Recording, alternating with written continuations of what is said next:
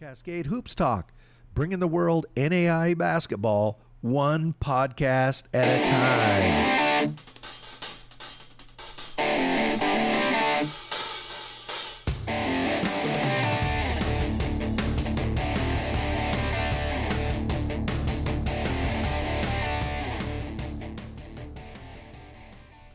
Hey, Cascade Hoops Talk, Billy D. Well, it's Monday morning. We survived the weekend, and what a great weekend in NAIA basketball. Up here in Portland, I went and watched Jessup University play a couple of games. Had a good time. We're going to talk about those games in just a moment. But as you know, there is tons of top 25 action all across the nation over the weekend. And why don't we just get right to it? If I can get this. There we go. So number one, College of Idaho. Everybody out there knows that they fell on Friday night. They lost to Vanguard 94-67. Boy, congratulations to Vanguard. They're 3-1 now. A big reason that they were able to beat College of Idaho are these three guys. Look at this. Jackson Larson, 20.6 rebounds. Anthony Tello, 16 points, 2 rebounds. And Cameron Wilson, 17 points, 7 rebounds. I can tell you from personal experience, you do not go into Caldwell and win by almost 30 points. That is one of the toughest places to play and to win in the country. They pack that place, and it's loud. Got rabid, very active fans. So congratulations to Vanguard. Yote fans, do not worry. This is what happens. You win basketball games, and sometimes you lose. The Yotes are going to be just fine. In other action for the Yotes, they played on Saturday night. They recovered. They played a very good Antelope Valley team. They beat them 100-80. Tyler Robinette, 19 points, 4 rebounds. Samaji Morgan, the crafty point guard, 13 points, 6 assists. Really a great all-around game for the Yotes. They out-rebound Antelope Valley 38-30. They shoot 54%. 45% from three, and they caused 18 University of Antelope Valley turnovers. They were playing Yote basketball Saturday night, so they go to 3-1. On November 24th, College of Idaho will face Hope International. Number 2, Grace. They went into Marion on Saturday. They won that game 86-75 to go to 7-0 right here. This is a game, Marion on the Massey ratings, Marion was ranked 4th at the time, and Grace was 2nd. I really expected a very competitive game. Grace really took control of this in the first half. Elijah Malone, I think, had 16 and 8 in the first half. For the game, Ian Scott, he had 15 points, 3 rebounds. Cade Gibbs, 16 points, 7 rebounds. Congratulations, Cade. You reached the 1,000-point club. You're going to be in the books at Grace now forever and ever. Elijah Malone, 18 points, 11 rebounds. This is a solid team. Big showdown Tuesday night. They're going to host Indiana Wesleyan, so mark your calendar for that. So Grace now 7-0. Arizona Christian, they played Bushnell on Friday night. They beat Bushnell 83-68. They go to 5-0. Arizona Christian they're very good as well. In that Bushnell game, as I said, they won 83-68. Here's a familiar name, Dennis Flowers III, 19 points, 7 rebounds. A guy whose name we haven't called for a bit, Paul Hayden, 18 points, 2 rebounds. You know, in this game, Arizona Christian had control, and Bushnell went on a 16-1 run in the second half. And they made it a 2-point game with about 7 minutes to go. But credit Arizona Christian, and they won there at home, and they go to 5-0. So on November 24th, the Firehawks will play Cumberland. Number 5, Georgetown. They recovered from their loss at Shawnee State. They just punished Wilberforce, 104-53. Big night for Rashad Bishop. Look at this, 30 points, 8 rebounds. Cam Brooks Harris, double-double, 10 points, 10 rebounds. Kyran Jones, the best 6'5" rebounder in the country, 11 points, 10 rebounds. So Georgetown now is 7-1. They're tough as well. These teams right at the top, these are some very good teams. They're going to get tested, though. They're going to host Southeastern. That might be at a tournament. I think that's at a tournament on November 25th. But right now they're 7-1. Number 6, Montana Tech. You know, they had that Dickinson State loss the other night. We talked about that. They came back and they beat LC State Saturday night. Now, I want to clear something up. I hear all over the country people call them Lewis and Clark. It's Lewis Clark State or LC State. Lewis and Clark is a private D3 college in Portland. Anyway, it's Lewis Clark State. They beat them 79-55. Montana Tech, the Ore Diggers, go to 6-1. In this win, Asa Williams, 19 points, 2 rebounds. Krishawn Dixon, 10 points, 11 rebounds for the double-double. So they don't play now again till December 15th, and they're going into Vanguard. Anybody that's going to Vanguard has got to be nervous after what they did to College of Idaho. But they're 6-1, and they got a little time off. Enjoy Thanksgiving in their family. Oklahoma Wesleyan, they're just rolling. In KCAC play, they took on Ottawa. They beat them 59-55. The Eagles are 7-0. In this win, couple names you've heard me call many times. Jaden Litsky, 16 points, 6 rebounds.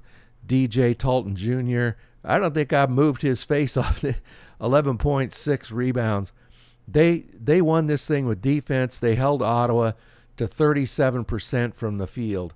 Oklahoma Wesleyan looks real good right now. They don't play till the end of the month. They go to St. Mary, but right now they're 7-0.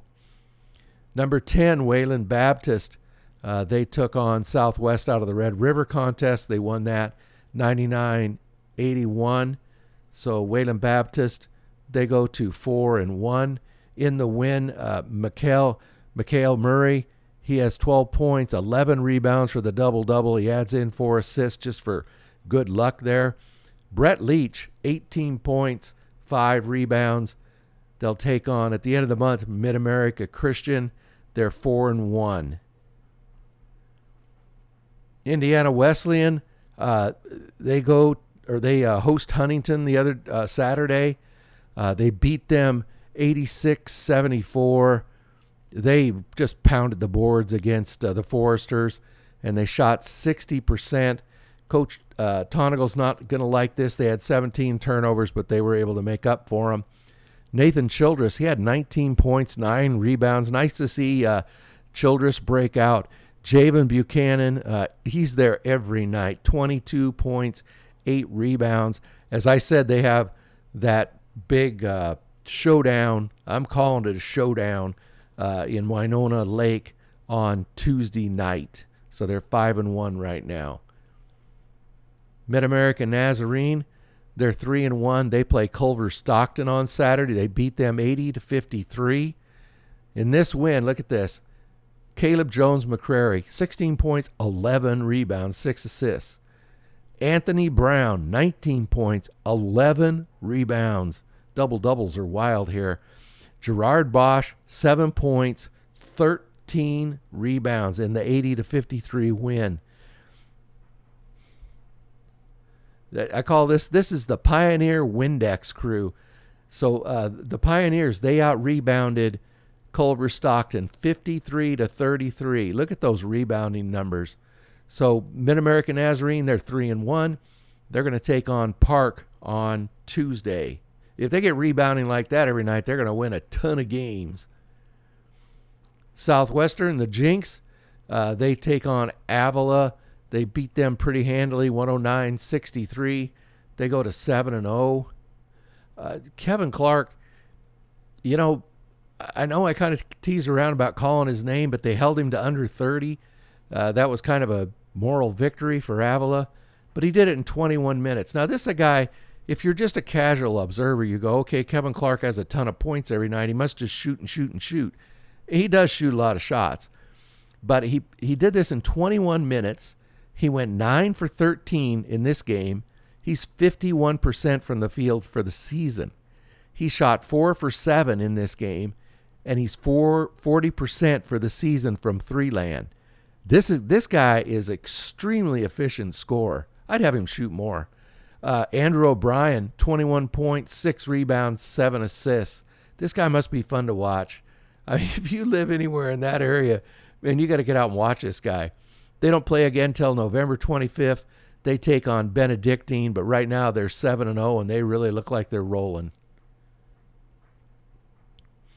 Olivet Nazarene, they took on Grace Christian, a non-conference game on Saturday. They beat them 105-71 to go to 4-1. Tyler Schmidt, the man who's always here, 17 points, 4 rebounds. Griffin Andricks, 20 points, 4 rebounds. Good breakout game for him. They're 4-1, and Tuesday night they're going to take on St. Xavier. That could be a good game. Throw the records out. They're not too far apart. I think St. Xavier's right in Chicago, but I think that could be a very good game. Number 16, Mobile. They had the game of the weekend. They were playing Faulkner. So this is Northern Alabama, Montgomery. That's where Faulkner is. And then Mobile is right down there in the Gulf, right by Pensacola. Northern Alabama versus Southern Alabama. And, man, it was a war. 2 overtimes, 83-80. The Rams came out on top to go 6-1. Ezra McKenna, 26 points, just missed the double-double, 9 rebounds. Damari Jones, 19 points. Look at this, 16 rebounds. Man, I love a guy who can hit the boards. I love that. But Faulkner, this is a game they want back, because look at this. Faulkner was up 9 with 3:30 to go in regulation. Oh, that had to be a long bus ride back to Montgomery. Oh, my goodness. They were up 9 with 3:30 to go in regulation. But Mobile now, they're 6-1, and Tuesday night they're going to play Southern University at New Orleans. That's a mouthful right there, isn't it?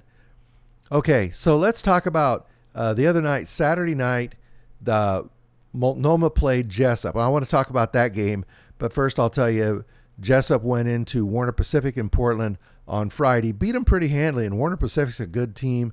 Jessup, I thought, looked really good. They went to 5-1 that night, and then they went over to Multnomah the next night. And if you don't know the story with Jessup and Multnomah, Jessup University has acquired Multnomah, and so there's just a lot of consternation and nervousness.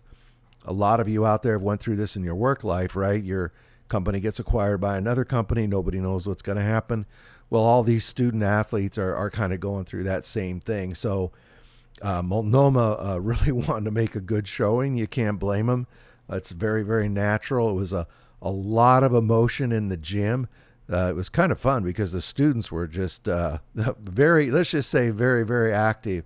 It ended up being, I think, a 4-point game, but it was a close game all the way. And we were able to catch up with Teo Jem right after the game. Teo Jem now, this was his 5th game as a head coach. Undoubtedly the biggest win of his career, and we wanted to speak to him right after the game. Okay, Hoops Talk, Billy D, Teo Jem. Yeah. Biggest winner of your short coaching career, I would have to say. Yeah, no, for sure. I mean, that was a battle. We told these guys right at the beginning, like this team that we're playing, highly competitive, and these guys threw their best punch at us, and man, our guys are just resilient, man. They're just resilient. So I talked to Tyrese about it. Your big guys were in some foul trouble, and Miles, and they weren't able to get downhill and give you guys any pressure. Your scheme in the paint really seemed to stop them. Talk about second half in that foul trouble. Yeah, definitely. I mean, it's always a challenge when fouls are kind of coming into play and it kind of guys kind of throws everything off. It's interesting. We were at the Warner Peck game, and at one point in time, Warner Peck threw in a zone that kind of rattled them a little bit. And so us being in foul trouble a little bit, we were able to put it in a little zone, kind of hide the guys, and be able to kind of, hopefully they weren't shooting as much from the three-point line. Did you do anything special to disrupt their shooters? They really had trouble shooting from outside, especially in the second half. Yeah, in the first half, I told my guys, I said, the majority of the shots that they made, we've contested, hand up and everything. And I just told our guys, we have to scramble, we have to help out, we have to be able to just try to contest as many shots as possible and just kind of disrupt them, put different defenses in there, whether we're switching or hedging, just to kind of so then that way they weren't getting in the rhythm so much. So. You know, you and I talked in the preseason. We talked about how this was going to be a building process. This is one great big brick you put in the wall, isn't it? Oh, absolutely. I mean, I told these guys this. You know, this program, you know, Jessup is well known, and this was going to be the game to kind of see where we were at, like an evaluation of our team so far. And I'm just so proud of these guys. Guys shown tremendous growth. Coaching staff has been great, supporting and everything like that. And this is huge for us moving forward. But I keep telling you, man, the marathon continues. Well, your next doesn't get any easier. You're going to Cascade Conference action on Tuesday. We're going to try to be there. Yes, but congratulations. Enjoy this one. I appreciate it. Thank you. Yeah, I really appreciate Teo Jim giving us a couple minutes right after the game. Hey, I encourage you, go to the YouTube. It's really easy to find Cascade Hoops Talk. Go to Season 5. Everything is there, all our on-court interviews. This weekend, we interviewed Miles Daly, great basketball player, Aiden Jansen, both at Jessup University. We were also able to speak to Mark Darnell. He's the head men's basketball coach there at Jessup now.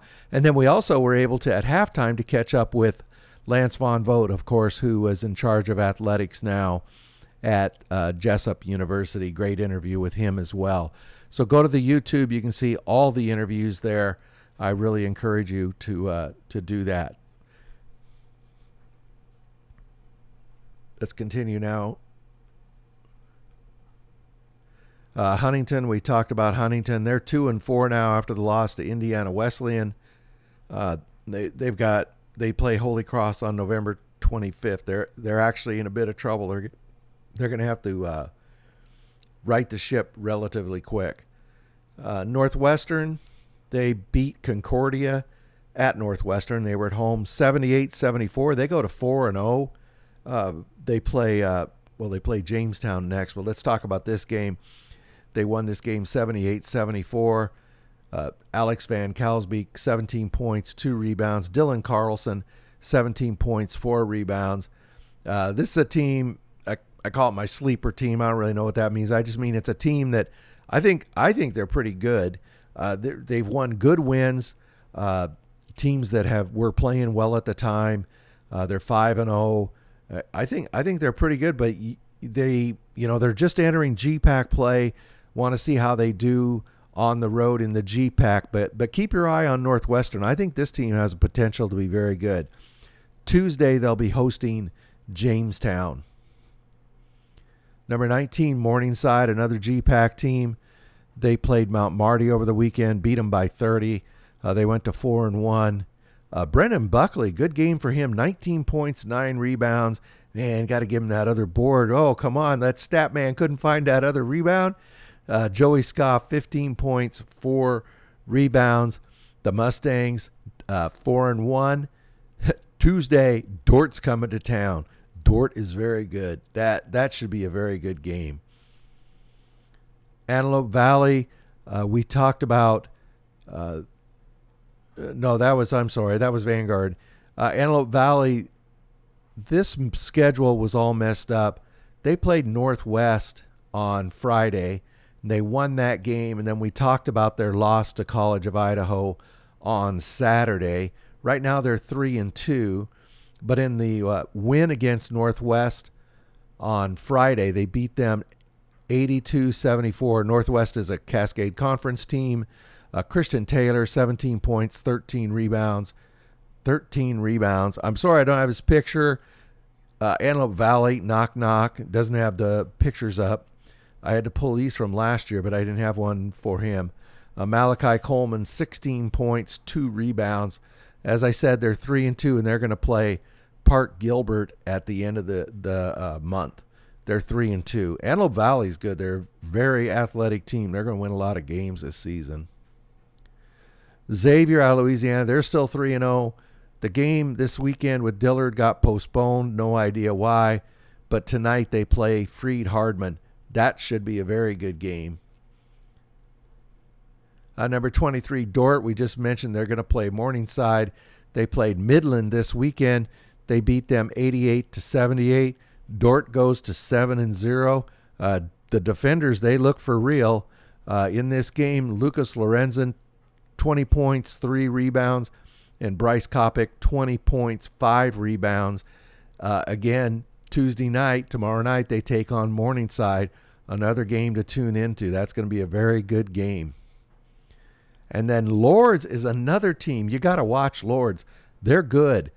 They beat Michigan Dearborn. I know Michigan Dearborn has been struggling, but they beat them 96-70 in Dearborn to go 5-0. They were led by Joey Hollifield, 19 points, 4 rebounds. And then Jackie Harris with the double-double, 21 points, 11 rebounds. This young man is an extremely good basketball player. If you haven't sat down and just watched Jackie Harris play, he's big, he's extremely mobile. He handles the ball and shoots the ball well from the outside, and obviously he can play down on the post. He's a big guy. He's an extremely good basketball player. If he's not on your radar, he needs to be.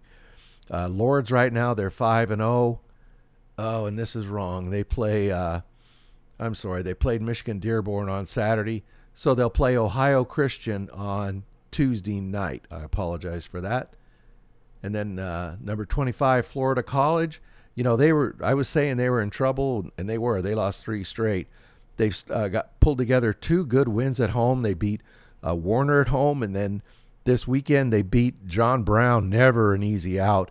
They beat them 77-57 to go to 6-3. They're at least good. They've got this thing turned around. They're going in the right direction. They're 6-3. Jashavius Purdue, he scored 14 points, 7 rebounds. And then Dion Martinez, 12 points, 4 rebounds, 5 assists. So tonight they're going to play Sagu. Big test for the Falcons. Good game to tune in on. So tons of action all across the NAI. But things are just very, very slowly starting to shape up. It's going to get fun real soon. I can't wait till we can start going through the conference standings, because in my book, I mean, the top 25 is kind of window dressing, in my opinion. Really, you know, what really matters is where you finish in your conference. Anyway, I'm Billy D. That's your Monday Cascade Hoops Talk, and we'll see you tomorrow. Thank you for our podcast. Please like and subscribe. Get out to your local NAIA school, because NAIA basketball is the best entertainment value in America.